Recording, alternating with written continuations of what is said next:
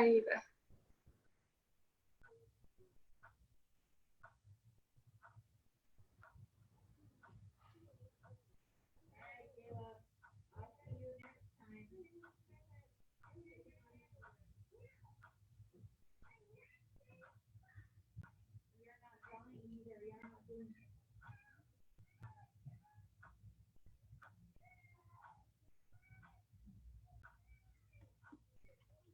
We are streaming live. Hello, everybody.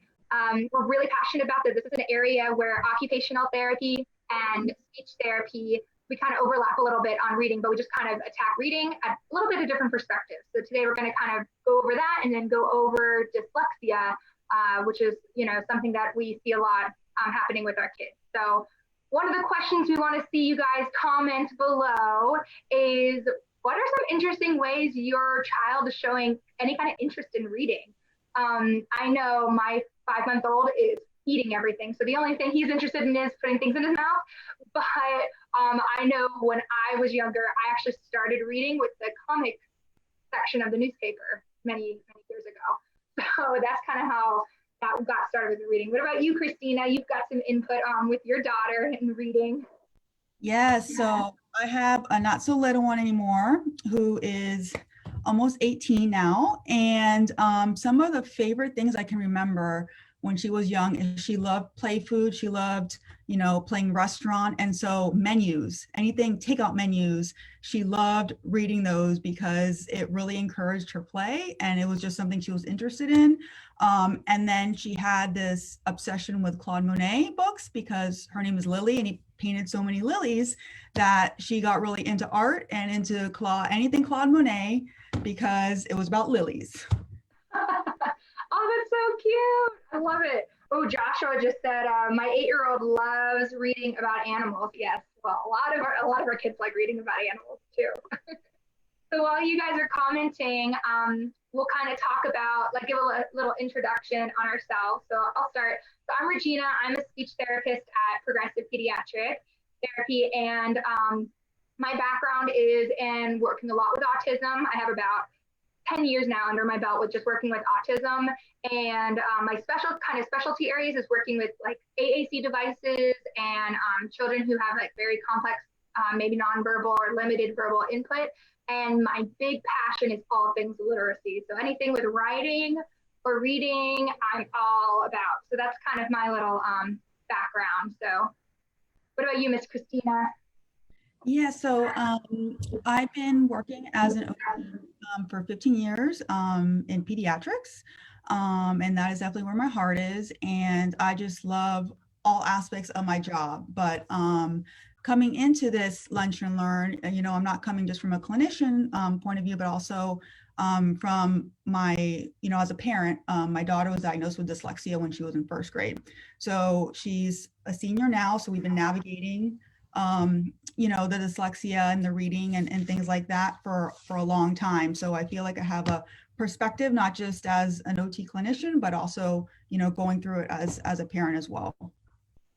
Yeah, and that's why I'm really excited to do this Lunch and Learn with you, Cristina, because you do have such a unique perspective, because not only are you an occupational therapist, but you have personal experience with reading and dyslexia. Mm-hmm. And we learn so much from our own kids and from, our families and things like that. So I agree. It offers a kind of unique perspective on things. So definitely. So we're going to jump on into what is reading and what are the skills that are involved with reading when it comes to a speech therapy's perspective and an occupational therapy perspective. So from the speech standpoint, when we look at reading, we're looking at the language, skills that are involved with reading. So there's kind of a difference. What I do want to make a point to mention is there's a difference between reading fluency and then reading comprehension.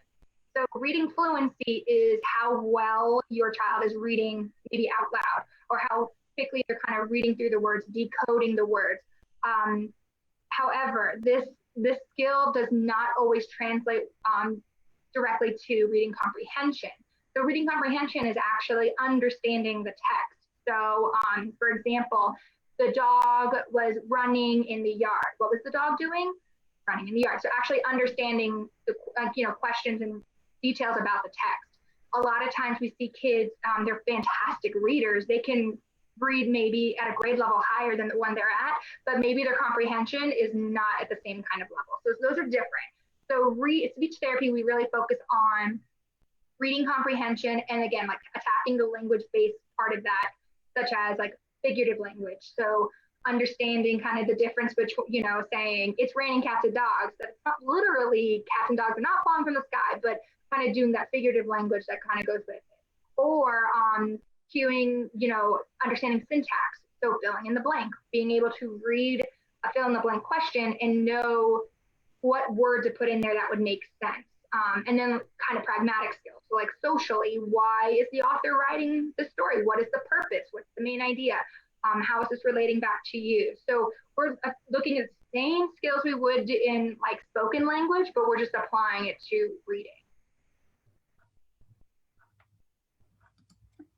And as far as occupational concerned, there's definitely so many skills that are involved with reading. So reading is definitely a highly demanding on a visual system. So print gets smaller as kids get older, assignments get longer. So we need functional vision skills to read. And some of these include just the visual acuity, which is just ability to see clearly, but also other things like tracking. So can we control where our eyes are aimed? Can we keep our eyes on the line of text without losing our place? And that in turn is going to affect comprehension. And there's lots of different aspects to tracking. So, you know, fixation is just your ability to focus on one thing. Saccades is what lets you read. So you're looking at a word and then your side vision is looking at the next word. So you know what's going to come next. And that lets you jump from word to word to word and then back to the next beginning of the next line of text and on like that. Keeps you from losing your place in the book. It keeps you from, you know, keeping your thoughts centered on where you left off. And then there's pursuits, which is kind of like if you imagine hitting a baseball, it helps with the timing and the spatial aspect of it. So we kind of wanted to share just what an example of visual tracking for you, so you can see here. So you can see kind of in the first example, that's exactly what I was talking about, how you go from word to word to word, back to the next line, and then word to word to word. So when there's a tracking deficit, you can kind of see how it's jumping from one word to the front and might go back to the front, back to the prior word before. And you might go from one line of text, skip all the way down to maybe the third line of text. So that's really a nice graphic that kind of shows you what you might see when you have a tracking deficit. So definitely tracking and your ability to use your eyes together is definitely something that comes into play with reading. And another part of visual processing is visual perception. So visual acuity is being able to see clearly what you're seeing, and visual perception is what makes sense of what you're seeing. So what you're giving meaning to what you're seeing. So there's lots of different sub areas of visual perception, but they all work together. And in reading, they help us recognize words that we've already seen, remember words for comprehension, tell difference between different letters, similarly spelled words, sequence of orders for spelling, visualizing what we're reading, reading content for comprehension, being able to look at a busy worksheet and being able to scan and going back to your place, copying from the board, being able to look up, copy a word and look back down and not lose your place. So there's a lot of things that go on with perception. And that too, leading the visual motor skills and eye-hand coordination. So can your hand reproduce what your eyes are seeing? So I'm copying something, can my hand the muscles in my hand make what my eyes want them to see. So when you see something, part of that visual information actually goes to that part of the brain that coordinates your movement. So that's what tells, you know, your body what to do with what you're seeing. And then motor coordination. So coordinating your body, part of that is knowing, you know, having body awareness, knowing your left from your right. So when you're reading, you're progressing in standard English, you're going from left to right, then back down to the next line and over. So that's definitely plays a big part of it. And then lastly, just a couple more things like sensory processing. So can you filter out unimportant information when you're reading, things that aren't pertinent on the page? Can you focus in what you have to on the line of text that you're reading? And then, like I said, body awareness is also a part of sensory processing, which is needed for coordination. And then lastly, like attention and your executive functioning skills. So those higher level skills to be able to remain on task. Yeah, and that's why I think it was so good that we like kind of go on to the what reading or how OT and speech address reading, because a lot of this does overlap. So our kids who do have a tracking deficit, they might have a reading comprehension problem too. So it all kind of like correlates together, but we're working on reading from different kind of points of views, but we're getting the same end result, which is we want our kids to be great readers and understand what they're reading so that they can use reading as a way to learn and a way to provide entertainment, way for joy. They can use reading for a variety of tasks. And so I think it's very cool that OT and speech, we work on reading in different ways, but we're getting the same kind of end result. So when it comes to our evaluations, what we're looking for with our readers is like, again, from a speech perspective, comprehension. So a lot of times, if your child has a language delay, you may see a delay in reading and writing. Well, why? Well, reading is kind of the receptive part of language, right? It doesn't require them to talk. You can read a piece of, you can read a passage without talking. So it's that receptive language, again, like understanding what it is that they're reading. And writing is, again, is a form of expression. It's an oral, it's a way to express themselves in writing. So again, if your child has a language delay, you may also have a delay in reading or a delay in writing.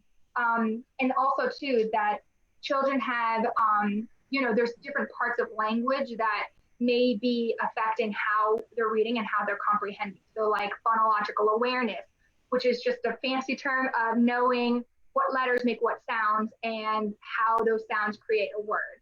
So if you have a child who's phonological, they're having some problems with on the phonological level and maybe are keep producing that B sound as a D, then all of a sudden when they're reading about the frog going into a bog, they're seeing that there's a frog talking about a dog. Why is a frog talking about the dog when it's a totally different word? So it changes everything. So it changes their comprehension from that level. And then again, I like to talk about like that figurative language because that's not literal. And a lot of our kids have a hard time taking what they're reading from the paper and putting into their imagination to actually understand the meaning of the text. So something like the example I used before, it's raining cats and dogs. When they read that, are they picturing cats and dogs falling from the sky? Or are they understanding that, oh, that's just a way to say it's crazy out there. It's raining, like there's chaos going around because it's so much rain. Or even like similes. So it's as hot, it's so hot, it's like we're sitting on the sun.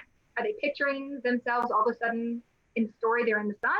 Or are they picturing it's so hot that they're sweating and it's just, that's how hot it is. So again, it's like that comprehension, and that's kind of what we're looking at. So I wanted to share an example of what that might look like in an evaluation. As on a simple level, it's going to look like something like what those are tracking. Something like this, like matching the word to the picture. So do they understand that when they read this word, that they're talking about this image? Is that being paired up nicely? If they read this word, is the image that they're seeing, again, this, or that they're picturing in their head, this. So that's kind of a very, very basic example of how we're evaluating reading. And then it kind of goes up from there, like, a phrase. So when they see many, many cars, are they picturing lots of cars? And then it goes into a higher level of reading a whole paragraph and answering a question, again, just based on kind of their reading. So that's what it looks like for a reading evaluation from a speech therapy perspective. So as far as occupational therapy is concerned, we will assess some of the underlying foundational skills that may be contributing to some of these reading and writing difficulties. So just like with any evaluation, the caregiver interview is very important, the developmental history, what is their educational history, what have they been exposed to in school. And then from there, we'll do some standardized assessments and some clinical observations on some of these areas. So like I mentioned, the functional vision is very important to look at. The tracking. If we can't focus on something, then we might seem inattentive to it. Why are we going to pay attention to something that doesn't make sense to us? So that can manifest like that. Head control and posture. So you need a stable base of support to hold your body still so you can read accurately. Do you have the core stability and the upper arm strength, especially when you're translating this into writing? How's your pencil grasp? When I look at the handwriting, looking how it would interfere with the creating writing process. So if there's a reading issue and it translates into spelling difficulties, child might have to stop and have very labored writing. They have to stop about thinking very slowly about how they're going to spell. What is the word going to look like? So that can translate into problems with handwriting. But we're going to look at some of those underlying skills in the handwriting. Is it really a motor issue, or is it because of the language deficit? So I'm going to look at, is it spelling? Can they copy something really nice and neat, but when they have to think about it and do it from memory, that's where they have the difficulty. And then also consider developmental stages, because at some point, reversals are common for some kids. And then visual motor assessments, looking at taking the language portion out of it. So can they copy shapes? Can they copy things that don't have to do with reading, that don't have to do with language, that don't have to do with writing? How is their control when they do that? And then lastly, it's very important, as with all evaluations, is not just looking at where they're having difficulty with, but looking at their strengths. We have to assess their strengths, because that is what's going to help them with when we go to intervention and giving strategies. We're going to use their strengths to help them with, the areas that they're having the most difficulty with. And just to remember that difficulties in some of these areas that I mentioned, they can co-occur with a child with a reading disorder, but on the other hand, a child with a reading disorder may not have some of these deficits. So they might be seen in a child with a reading disorder, or they might not have difficulty in these areas. And then lastly, other professional recommendations. So if the child has, an eye condition like a strabismus or amblyopia, like a lazy eye, that is something that has to be addressed by an ophthalmologist, a medical condition. So we might refer them for that if we notice something with misalignment with the eyes. That's definitely going to affect their eyes working together and reading. What about their hearing? Sometimes, yes, kids get hearing and vision screenings at birth, but that's not an extensive evaluation. So that's always something to consider too. Mm-hmm. So that's kind of the idea with reading. So we wanted to kind of jump in and do a little trivia game with you guys when it comes to dyslexia.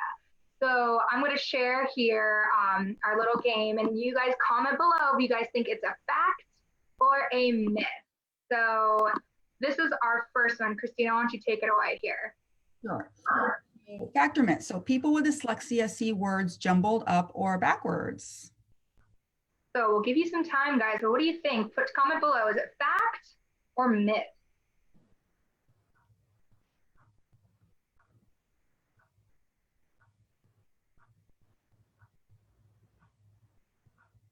Okay, ding, ding, ding. Time is up, people. So what is it, Cristina? Tell us. So that is actually, and I think that's one of the biggest myths with dyslexia, is that people just automatically assume that we're seeing things jumbled, backwards, not the right way. So it's a myth because it's not a problem with how words are seen. It's a language-based disorder. So it's a struggle with phonological processing, like naming letters a sound. Mm-hmm. So here's your next one, guys. Is this one a fact or a myth? See, dyslexia is the most common learning disability.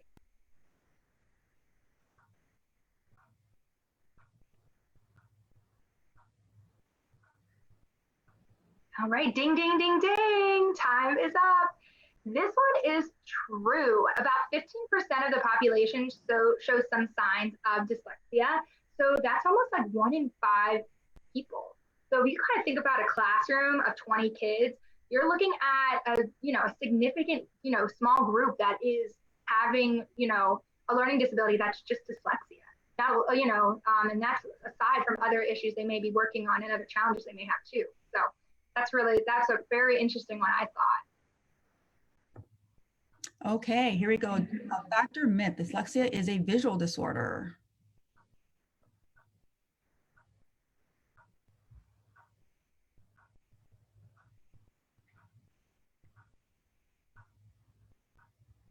Ding, ding, ding, ding, ding, ding, ding. All right, what is it? So that is actually a myth. Dyslexia is actually a problem with accessing the sound of spoken language. Visual processing difficulties, like other skills, can contribute to these reading difficulties, but they're not the underlying cause of dyslexia. Mm-hmm. So we kind of wanted to break into the dyslexia because, again, it's so common and people don't realize just how common it is. And I think a lot of people also don't really quite understand what it's like for a child to have dyslexia. So real quickly, we're going to show you a video of a simulation of dyslexia, of what it might look like for your child if they're struggling with reading, and why our kids, one of the big flags for me to look at dyslexia is how, like what Cristina mentioned, like how labor intensive is it to read? Do they really cannot stand reading? Because that tells me right away that they already have a negative reaction to reading. Why? Why is it so hard? So this example I wanted to show you guys, a simulation, is what it might look like to you if you had dyslexia and you're reading. So to the class assignment, number 1, read the following text out loud to your classmates and comprehend the text. So go ahead and try to read this, and comment what you guys think. How did it feel trying to do this kind of activity as if you had dyslexia?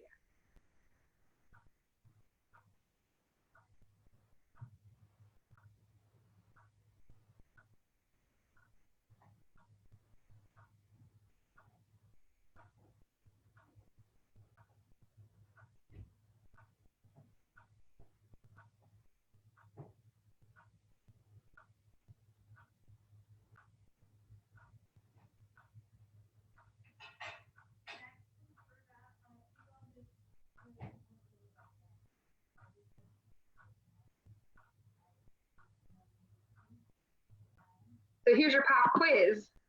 Can you guys answer these questions? Blank requires more effort. And number 2, we want to create more blank. So again, for your child with dyslexia, and you have that kind of a time limit to read, and then you have you're expected to answer questions, and you didn't get time to read. This is really difficult, and this might be why your child has such a negative reaction to reading, and that it's so labor intensive. So it's very, I thought that was a very cool simulation to see just how difficult it is for our kids to read, and to put that kind of pressure on them to read in a certain amount of time, or to, go into, to answer those kind of questions when they don't understand what they were reading. So now I'm supposed to answer questions about it. It can be really very anxiety driven to kind of read and answer questions. So that might be why our children with these kind of reading challenges have such a negative reaction to it, because they already know it's a weakness of theirs, and there's a lot of pressure. And we want to try to, use our approach, our therapeutic approach, to give them strategies and to give parents strategies to help advocate for their child on what they can do to help their reader. So now I'm going to talk a little bit about some of the specific areas of difficulty that children with dyslexia may be experiencing. So what we're going to do is, while I talk about these, we're going to show you kind of like a visual of when you might see some of these signs or some of those manifest themselves. So there's preschool age, and then there's more elementary age, and some of the older students. So generally speaking, it's a problem with how your brain processes language. So oftentimes some of these kids have an average or a high intelligence, and oral language abilities, which includes listening, understanding speech, and speaking, are considered the best predictors of reading and spelling. So some of the low level skills, such as recognizing and making the sounds within our speech, those are actually the areas where some of these kids have the most difficulty with, and actually are maybe quite good with the higher level skills, which is listening to someone, understanding what they're saying, or creating sentences to express thoughts. So those lower foundational skills are what they're having the most trouble with. Difficulty with decoding, so ability to read unfamiliar words by using your letter sound knowledge, recognizing words, reading a printed word, and spelling might be difficult. So spelling involves separating out the individual sounds in the word and remembering how to spell it, and then choosing how to spell it. So you can imagine, like I was touching on writing before, how this can really affect your writing. Spelling it can be stressful on memory, and cause these difficulties, because you have to think of, well, I have to write these letters in the right order. What letter comes next? Am I doing this correctly? So it's definitely going to affect your writing fluently, and therefore might affect your writing legibility. You have to keep stopping to think. And then rapid naming and processing speed. So how fast can you come up with the recognition of a word or a picture, reading comprehension, and then vocabulary development. If you're not getting as much exposure, much practice with the reading, then your vocabulary can be affected with that as well. So you can hear some of the areas there broken down by age range. Yeah. And we wanted to keep this like as a visual for you guys so that you guys can take the time to look at, your child and see if they're showing any of these kind of items. And if they are, then talk to your occupational therapist, talk to your speech therapist, or if you're not getting therapy yet, talk to your pediatrician. So let them know that you're seeing these kind of signs and that you just want an evaluation. You just want to see if there's anything going on. So to wrap up here, we wanted to talk about some strategies for you guys as parents, what you can do to promote your child for reading. And then if you do have a child with dyslexia, what kind of things you can do to help them out too. So one of the things that's really big, I go across the board with all my readers, whether they have dyslexia or not, is that idea of pacing and kind of slowing down their reading and taking the time to kind of like absorb the sentences as they go. So sometimes I'll kind of stop them in the middle and say, like, what just happened? What are they talking about? Or what was your reaction? Or just kind of like open up the dialogue a little bit so that they can take their time reading. Be like, yeah, that was interesting. Let me read that again. Or I didn't understand it. Let me read it again. That kind of strategy. My older kids, and actually I don't even say too much older, really like third grade and up. I really emphasize note taking and highlighting or circling, something that kind of will help them visually track to a section or a part of the story so they remember to go back to it. So finding the important detail and kind of being a little detective investigator, like, I'm going to circle that because I feel like that might be a question later on, or that's important, or that was the problem and this is the solution. So again, highlighting or writing to the side of the passage, character finds the problem. Something that, again, is like visually going to help them quickly go back to the text. And that's my kind of third strategy too, is that when they're answering these questions and they get that passage, or they get the questions that go with the passage, is the actual action of reading the question and going back to the text. You'll see so many of our kids don't do that. And it's that they don't know that they can do that. They think, well, I just read it, I'm supposed to just remember it. And that's not the case. So teaching them, like, it's okay, read the question, go back in the story and find that part and reread it, and now go back to the answers and see which answers match.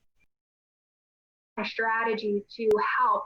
And when it comes to our kids with dyslexia, that's a big strategy to do because they need to start being self-aware of, yeah, I didn't understand what I just read, or that didn't make a whole lot of sense to me.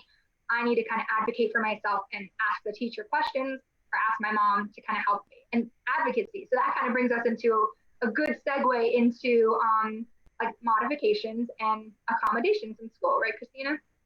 Right, yeah. So intervention just directed at direct remediation. So it involves modifications and accommodations. So I just want to quickly touch on the difference of those first. So modifications, just remember, is it changes what the child is expected to learn or is taught.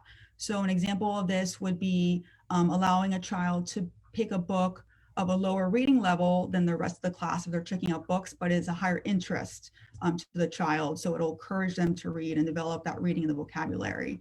And another example is shortening reading or writing assignments, or if giving them 10 instead of 20 spelling words to do on a test.